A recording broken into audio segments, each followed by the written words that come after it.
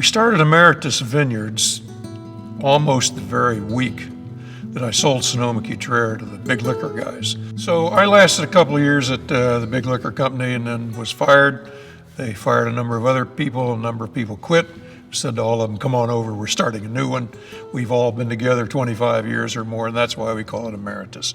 So 5 miles west of Sonoma-Cutrer, we started in the heart of the Russian River Valley on a magical piece of land, the Hallberg Ranch. The importance here is, in California, we probably have the most desirable climate for Pinot Noir, and I think the most desirable soil. We are on a geological formation called the Gold Ridge, which is about an 8-mile ridge from Sebastopol to Forestville. This area is a very important place because we have the fog coming in the morning and we have a slight wind coming in the afternoon, and what that creates is a very slow ripening. So the kind of flavors we get and the kind of tannins and acids we get are a little more refined.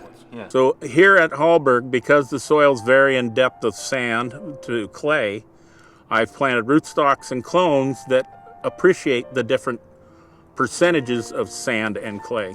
So we have percentages of each one of these clones located in strategic locations, equal amounts in different areas that allow Nicholas to have a palette of flavors with the same clones but from different soil terroirs. We're one of the very few vineyards in California on a hillside that does not irrigate.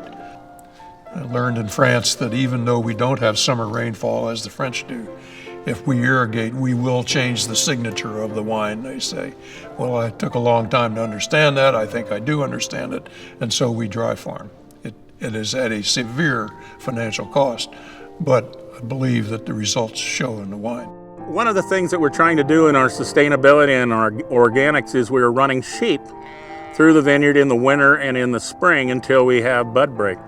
The sheep not only provide fertilizer, they also control the weeds under the vine and throughout the vineyard. That way I do not have to mow and I do not have to spray any of the herbicides that we need to use to prevent mildew and other diseases from building up underneath the vine. Picking at the right time is completely essential, and so between me and Kirk, he tells me kind of the status of what the grapes are. I taste them, I test them and look at the acidity and all that, and so and decide on the picking. So we pick them at night because here in the Russian River Valley, where the climate is that subject to the marine influence, same as San Francisco, the marine influence here keeping our vineyards below 50 degrees at night. We pick the fruit at night under 50 degrees, no oxidation of the juice whatsoever, because 80% of the quality of the wine is made by the time the grapes hit the vat. The fermentation process is very important, and one thing I learned is actually getting in there with your feet. And the advantage of going in there with your feet is getting a real feel for the fermentation. And so it's a better connection with the wine if you go in there. And I just feel like it's definitely part of now my routine and a better understanding of the wine by doing that. We go to France every year, and when we go, Nicholas and I go to the forest. We select the trees, the wood that we want. They're made into the marin there, that is the staves.